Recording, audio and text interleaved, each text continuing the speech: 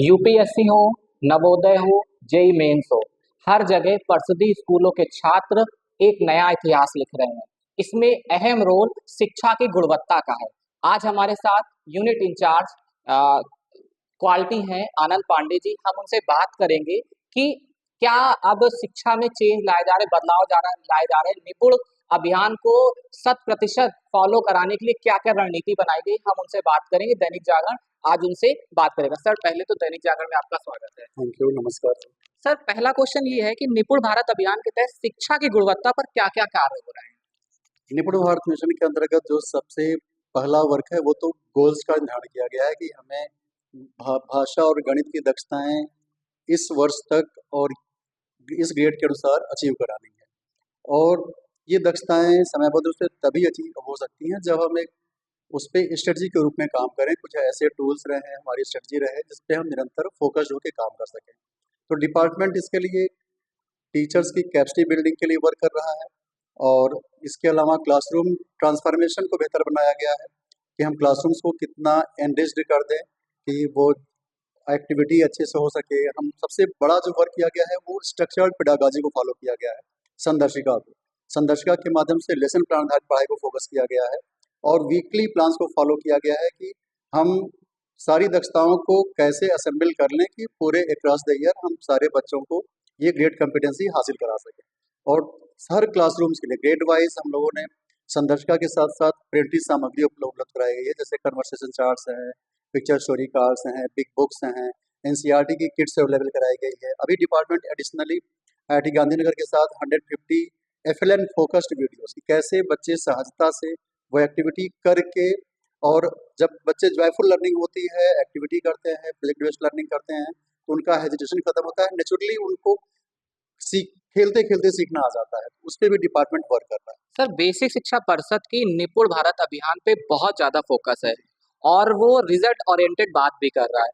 और जब लेकिन कुछ जिलों में देखने को आ रहा है कि अभी भी जिले निपुण की जो लेवल है उस पे नहीं आ पा रहे, अभी बहुत नीचे। अगर हम गौतम बुद्ध नगर की बात करें तो अभी जो आकलन हुआ था उसमें प्रदेश में भले ही गौतम बुद्ध नगर ने टॉप किया था, उसके बाद लेकिन उसकी रैंकिंग गिर गई।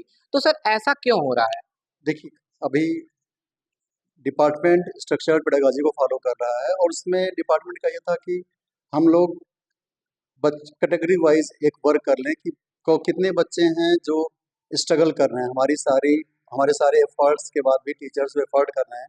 कुछ बच्चे हो सकता हो उनको उन टेक्निक्स से न पढ़ाया जा पा रहा हो या वो न समझ पा रहे हैं, तो उनके लिए बेहतर टीचिंग टेक्निक्स जिसका संदर्शिका में भली भांति वर्णन है, अगर ये लागू हो गई तो भली भांति जितना लागू हो पाएगी उतना बेहतर रिजल्ट मिलेगा। तो अभी हम लोगों ने पिछले 2 साल तो कोविड का निकला, फिर 1 साल रिमेडियल फोकस संदर्शिका लागू हुई और फिर एट ग्रेड हम लोगों ने टीचिंग को फोकस किया। और हम हर वर्ष पिछली बार से लर्निंग लेके उसको और इम्प्रोवाइज करते हैं, जिससे कि जो चैलेंजेस आ रहे हैं, हम कितना भी आदर्श सिस्टम बना दें, कहीं ना कहीं कुछ बच्चों के साथ चैलेंजेस फेस आते हैं। तो वो एज अ स्कूल यूनिट हो, एज अ ब्लॉक यूनिट हो, या क्लस्टर हो, या डिस्ट्रिक्ट हो, एक गैप, तो उसके लिए भी डिपार्टमेंट ने रिमीडियल को, रिवीजन को इन्हीं एक्टिविटीज के माध्यम से फोकस किया है कि थोड़ा उन पे एडिशनली फोकस करना पड़ेगा। सर, न्यू एजुकेशन पॉलिसी पे ट्रेनिंग पे विशेष ध्यान दिया जा रहा है। डाइट में यहाँ पे हर महीने ट्रेनिंग लगी रहती है, लेकिन देखने में आता है कि टीचर्स जो हैं उनको क्लासरूम में अप्लाई नहीं करते, वो ट्रेनिंग लेके उन क्लासरूम में अप्लाई नहीं करते। सर, ऐसा क्यों होता है?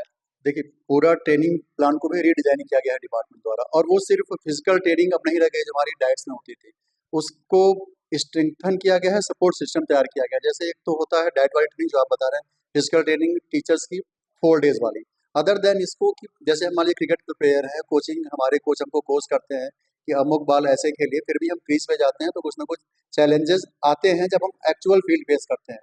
तो जब बच्चों के क्वेश्चंस होते हैं और जो रियल एटमॉस्फेयर होता है, थ्योरी से प्रैक्टिकल के साथ जब हम रियल क्रीज पे आते हैं तो कुछ चैलेंजेस उभरते हैं, वो एक गैप होता है। उसको ही स्ट्रेंथन करने के लिए, एम्पावर करने के लिए, रियल टाइम सपोर्ट के लिए एक एकेडमिक रिसोर्स पर्सन की पूरी फौज तैयार की गई है, जो डायट मेंटर्स एसआरजीज हैं, उनको रियल टाइम सपोर्ट दे सकें जो गैप आया है।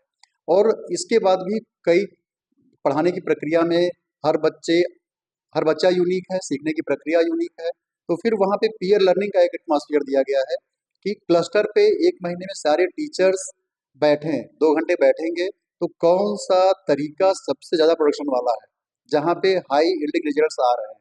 हो सक क्योंकि एक ही जगह हम अकेले वर्क करेंगे तो हम सारी चीज़ें, मैं वही जानता हूँ मैं जो जानता हूँ, लेकिन इसमें ऐड ऑन तब होगा जब सेम बैकग्राउंड्स में, सेम नीड्स में, सेम चैलेंजेस में हम सारे लोग समझते हुए, हो सकता हो एक क्लस्टर में 20 टीचर हों, हम एक कोई जूझ रहा हो, 5 जूझ रहा हो, 10 जूझ रहा हो, लेकिन कुछ 2, 4, 10 शिक्षक अद्भुत होंगे जिनके पास बहुत बेहतर टीचिंग टेक्निक्स होगी, जिस पे वो बैठेंगे, विचार करेंगे।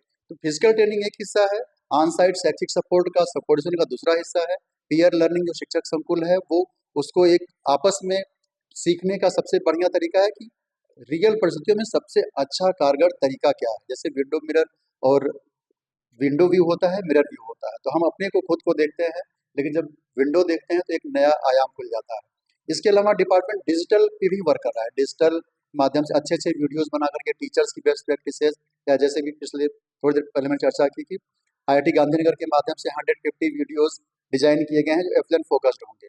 इस साल हम लोग टीचर्स ट्रेनिंग में टीचर्स हैंड आउट्स भी दे रहे हैं कि जो आपको ट्रेनिंग की गई वो आप सपोर्ट करने के लिए, आप रिफर करने के लिए हैंड आउट भी रिफर कर सकते हैं, जिसमें डिपार्टमेंट की पूरी स्ट्रेटजी होगी, क्या कैसे कब करना है, और आप रेस्ट वही है कि सपोर्टिव सुपरविजन और आपका पीयर लर्निंग के लिए। सर तो वो पूरा का पूरा एक इकोसिस्टम तैयार किया गया है टीचर्स ट्रेनिंग का।